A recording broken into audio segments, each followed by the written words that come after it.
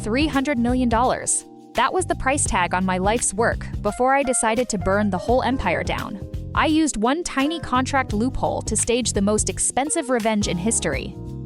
I woke up one morning to find that every song I had ever written was gone. My legacy had been sold to my worst enemy for $300 million, and I wasn't even invited to the meeting. My story started on November 4th, 2004, at the Bluebird Cafe in Nashville. I was 14 when Scott Borchetta saw me perform and made me the first artist on his new label, Big Machine Records. For over a decade, we were a team. I gave him 6 multi-platinum albums and my absolute trust, never realizing I was building a powerhouse for someone else to sell. I was just a kid pouring my heart into songs, completely unaware of the trap that was slowly closing around everything I created. By 2018, my contract was finally ending. I was a global superstar, but I didn't own a single note of my own music. I begged Scott Borchetta for my master recordings, but his offer was a prison sentence. He told me I could earn back one old album for every new one I recorded. It was a treadmill designed to keep me trapped forever. On November 19th at 8:57 in the morning, I sent him a text message.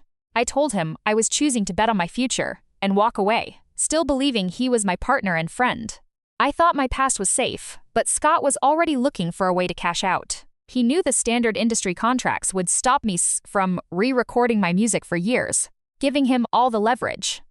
That was when he brought in Scooter Braun. Scooter was a man I had publicly accused of manipulative bullying, the one person I never wanted near my art. While I was looking toward a new beginning, they were behind closed doors, negotiating a deal that would rip my legacy away from me.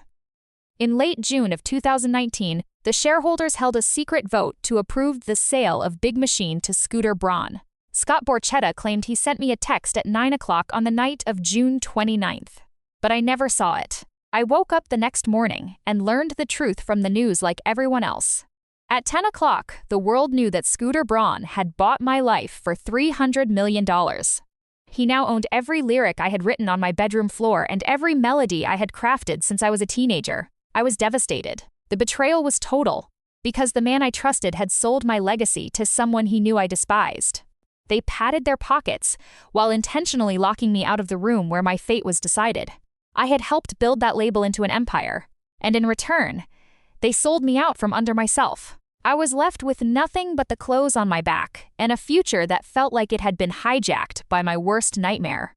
The fallout was brutal. I went to Tumblr to share my grief, calling this my worst-case scenario. I had pleaded for years to own my work, only to be denied and then sold. Now, every time a movie or a fan streamed my old songs, the man who had tormented me would profit. The industry watched in silence, knowing this was just how the business worked.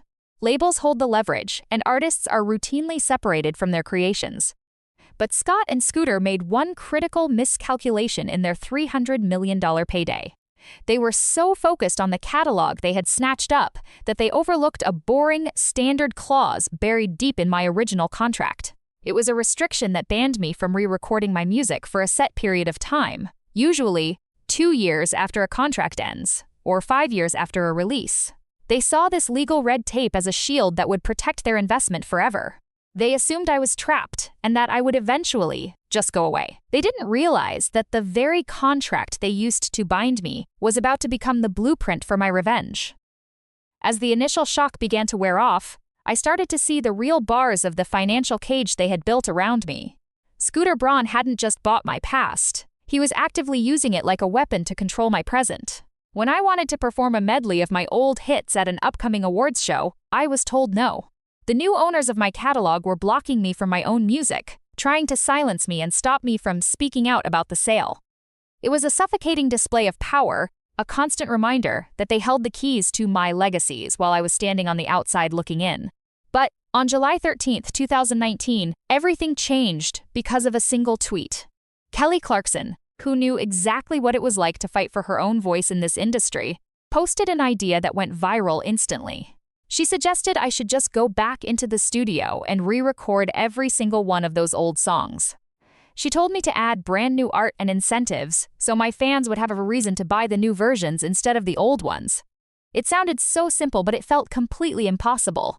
No artist of my magnitude had ever successfully tried to recreate 6 entire albums from scratch. The sheer amount of time, the cost, and the vocal strain required to replicate hundreds of songs was staggering. I knew it would take years of my life. But the seed was planted. My fans were already rallying, and for the first time since the sale, I felt a flicker of hope that I could actually win. I started preparing in secret, but just as I was getting ready to move, another massive roadblock appeared. Scooter Braun must have sensed that his $300 million investment was in danger because he suddenly decided to cash out.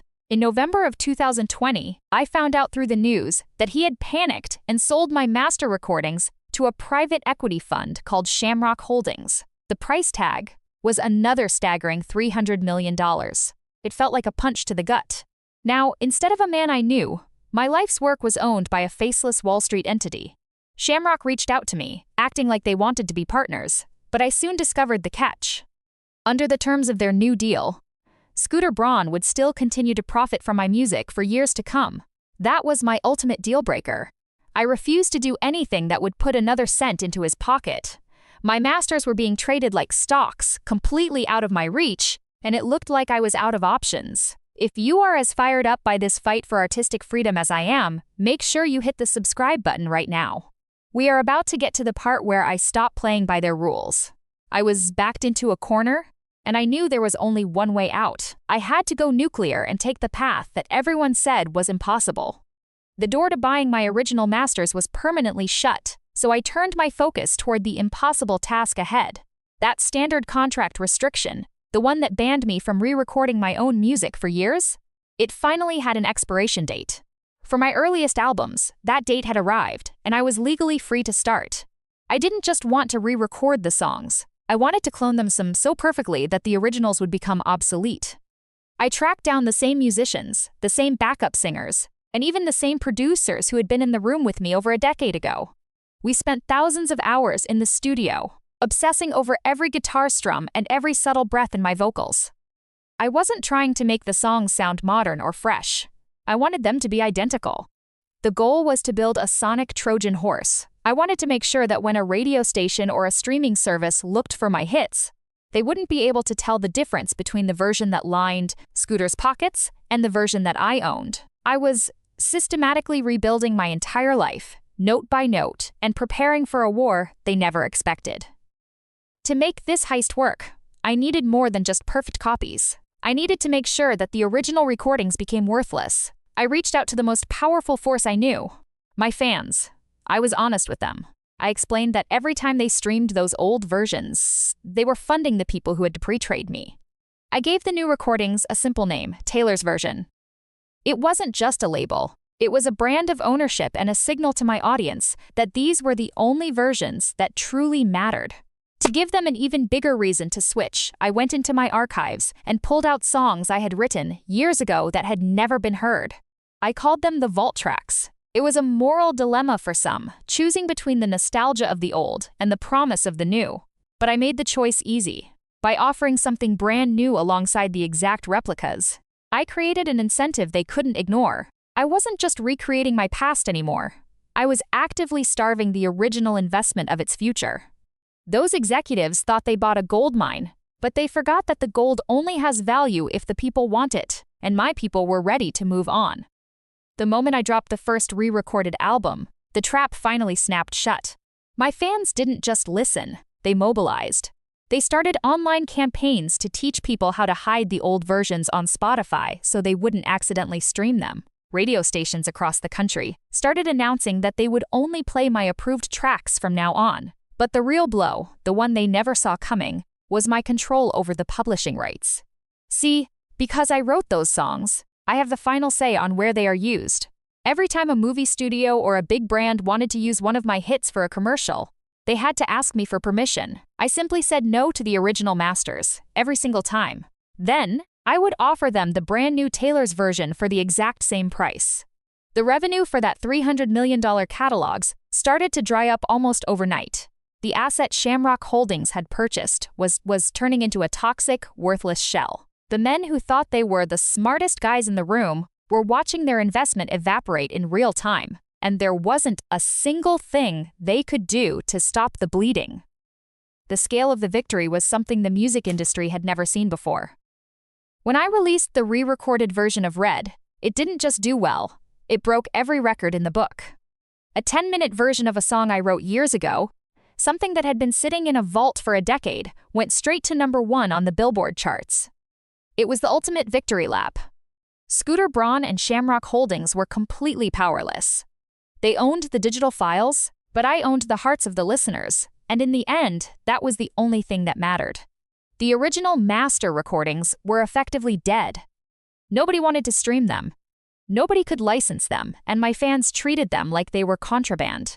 I had engineered a perfectly legal, incredibly profitable takeover of my own legacy. I didn't have to pay $300 million to get my work back. I just had to make the originals worthless and create something even better that belonged entirely to me. It was poetic justice, delivered with surgical precision. I finally had my voice back, and this time nobody could ever take it away from me. If you believe artists deserve to own their work, subscribe, and let me know in the comments which Taylor's version is your favorite. The fallout from my move sent shockwaves through corporate boardrooms that no one saw coming. I watched from the sidelines as Scooter Braun eventually had to step back from music management entirely, his reputation permanently stained by a miscalculation he never thought I was capable of making. The private equity firm that bought my masters found themselves holding an incredibly expensive, depreciating asset that generated only a fraction of what they expected. That massive $300 million payout they had envisioned simply vanished into thin air. Meanwhile, the entire music industry was forced to scramble and rewrite their standard contracts. Record labels started extending re-recording restrictions, desperately terrified that other artists might look at what I did and try to replicate my strategy. They had witnessed firsthand how a dedicated fanbase, armed with a powerful narrative and a standard legal loophole, could completely destroy a massive corporate investment overnight. The men in suits who had traded my life's work like poker chips realized too late that they had been entirely outmaneuvered. I beat them at their own game. And it felt incredible to watch them realize they had so arrogantly underestimated me. They thought they were buying a catalog, but they were actually buying a lesson in what happens when you try to own someone who refuses to be owned. I want to know, do you think I went too far by making their investment worthless? Or was it exactly what they deserved? Tell me in the comments. Today, I finally stand as my own boss, and it's an industry that tried to keep me small. By dragging this messy, behind-the-scenes dispute into the blinding spotlight, I changed the conversation around artists' rights forever. I didn't just successfully reclaim my own music. I established a brand new precedent for creative ownership that will protect countless young musicians who come after me. The deep emotional wound of having my earliest creations stolen from me has been healed by the process of recreating them on my own terms. I took the darkest, most devastating moment of my professional career, and I forged it into the absolute greatest triumph of my life. I realized that my legacy wasn't something that could be bought or sold in a boardroom. It was something I carried with me, and by taking it back, I showed the world that a woman's work belongs to her and her alone.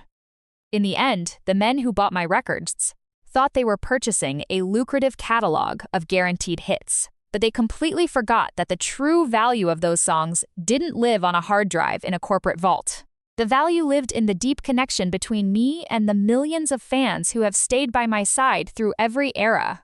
The revelation they missed was that you can't own a soul, and you certainly can't own the love of an audience. If you found this story of my musical revenge as satisfying as I did, make sure to hit that subscribe button and join our community for more stories of people who took their power back. Sometimes, the most powerful thing you can do is simply refuse to play by their rules. I'm living proof that when they try to bury you, you can just decide to grow into something they can't control.